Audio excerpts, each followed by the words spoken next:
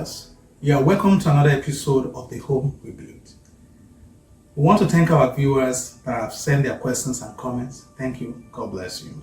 Today, we have another interesting question, and we hope that you'll be enlightened as we learn together alongside you all. The question we have today goes thus. My husband and I have a joint account. He's the sole account holder since he's the only one allowed to withdraw money. His total salary, to my knowledge, and my full salary go to the account. I cannot withdraw any amount for my use, and he will not approve any amount for me to send to any family member. I have aging parents. What can I do? I think this is a very interesting question too.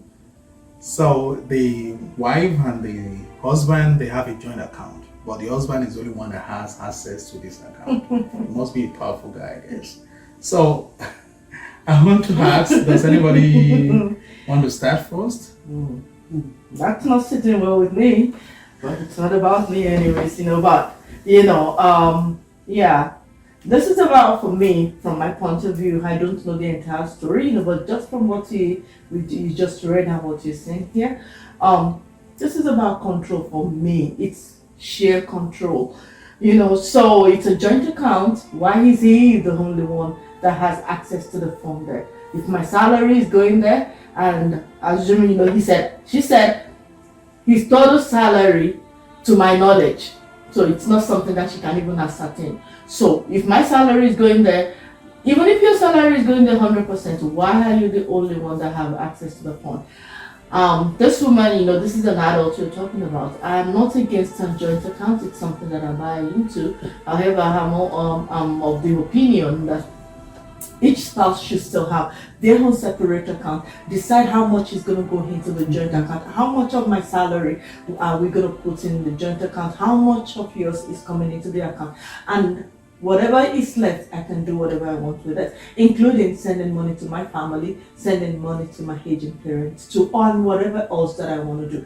That's the joy of working. I work for it. I work for it, but because I'm in a marriage does not mean I'm enslaved. And to me, it is one of the ways that manipulators and abusers use to control their spouse. Most of the time the woman in most cases. So I definitely do not see why that there doesn't seem to be any reasonable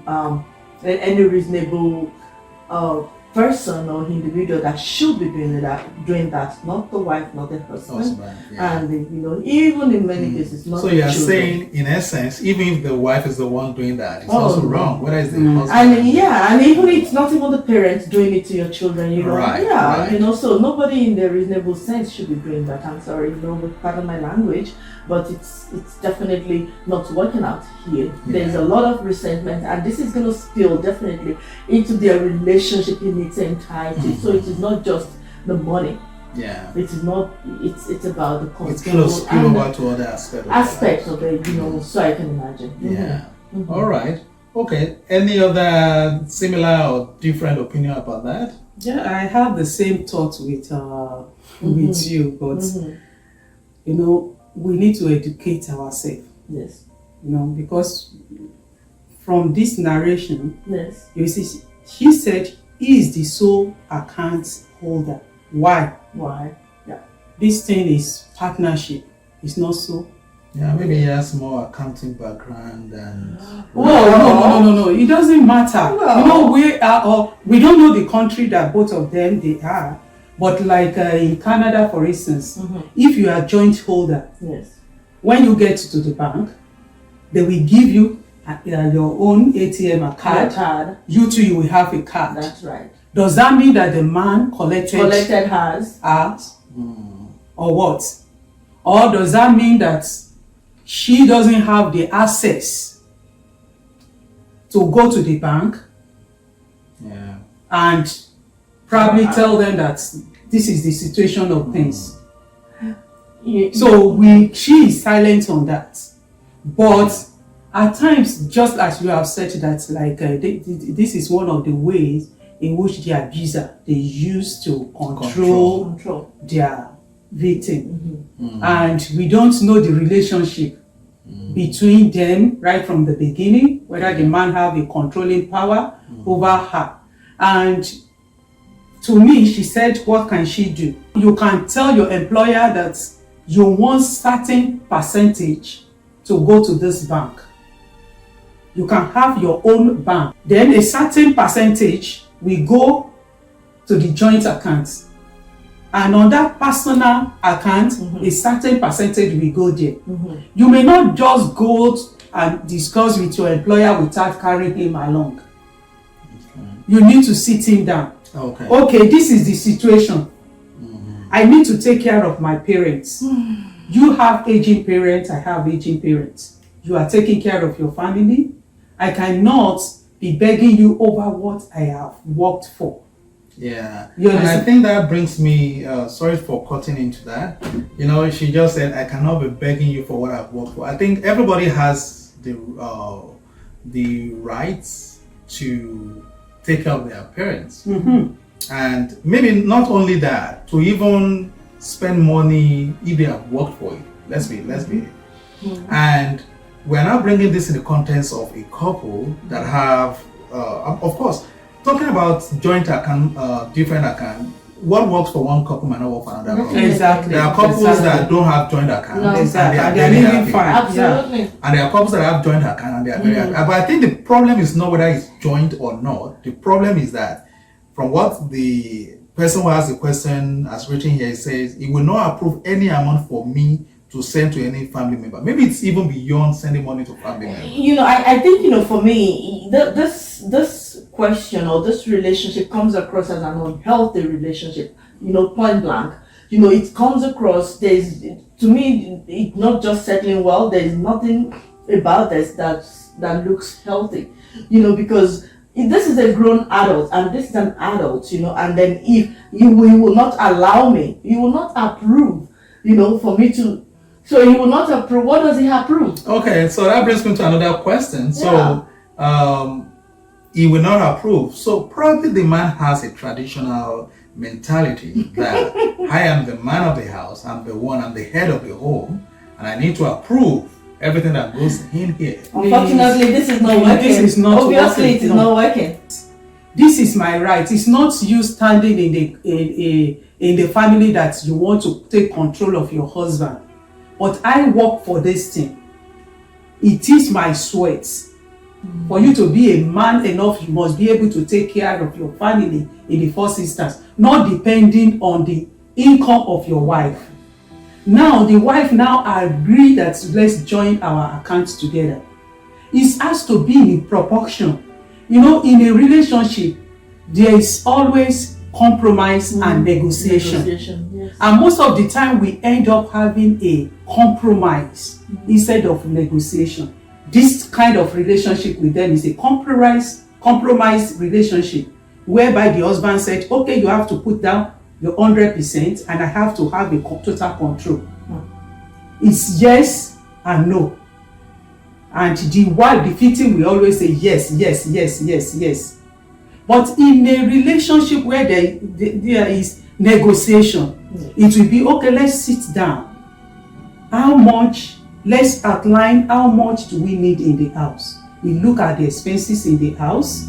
We look, okay, from these expenses to take care of our family, to take care of the children, how much of my own percentage do you want me to put down? Yeah. I've seen a situation where couple, they can say 100. Okay, how much in a month is going to your own family? How much is going to your own family? Right. That is in an ideal relationship. That's right. What I will just suggest is that, you know, just as you have said that in a relationship, what work for one might not work for other. It depends on relationship that you and your husband you have.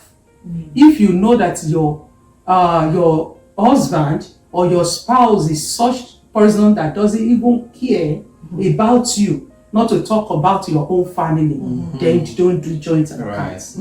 So for this person now, to me, I would tell her there's a lot of things that she can do. Sit down with your husband. Tell your husband, at this point, you are the head of this house. I respect you. But in this our joint accounts, this is what I have been facing. Yeah. I need to take care of myself.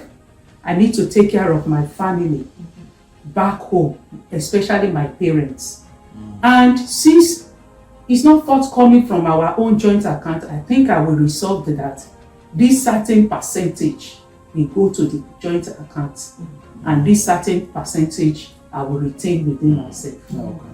I think I mean that point is really very, very good, because I think something is not working in this way. Yeah.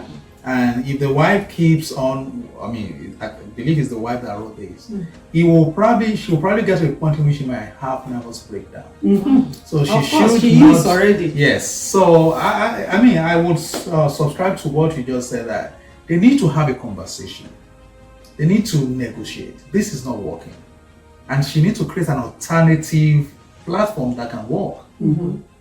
Because sometimes when people have this traditional mentality of the man being the owner of the wife and owner of everything that she has, which is a wrong concept in any case. That's right. Because leadership is more of responsibility than what I gain from it. If you are the leader of the home, you are protecting, if the wife wants to take care of her parents, he should even be the one supporting that and saying, Exactly. let's take care. What if the wife is not even working? And you as the man of the house can say, we need to send something to your To your parents. parents, right? Yeah. So, do you have anything to say before? I think it's still in the same line or in the same view of what we're talking about, but I just think, I have, for the wife, for this woman, I think not in all circumstances are you able to sit down with this person, because this husband comes across like a very manipulative and controlling person. Very likely. That might even be endangering,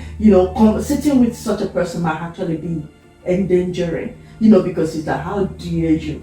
That kind of thing, that's the picture in my head, like, how dare you? So I believe that, for this woman to write this, she might be living in fear of the husband in the first place. Is that someone that I can actually sit down and talk to? But whatever it is, like, especially if you're in a society where it works, then you have to take the bull by the horn and say, this, I am working for it, and whatever is going to come out of it is going to come out of it, because I have to take care of my family, I have to take care of my parents, but be ready for a fight, because this is not going to go easy. I think it's not going to be it's like someone that has the power, and all of a sudden you want to take that power away from him, because he's definitely using the money as a tool, as a tool.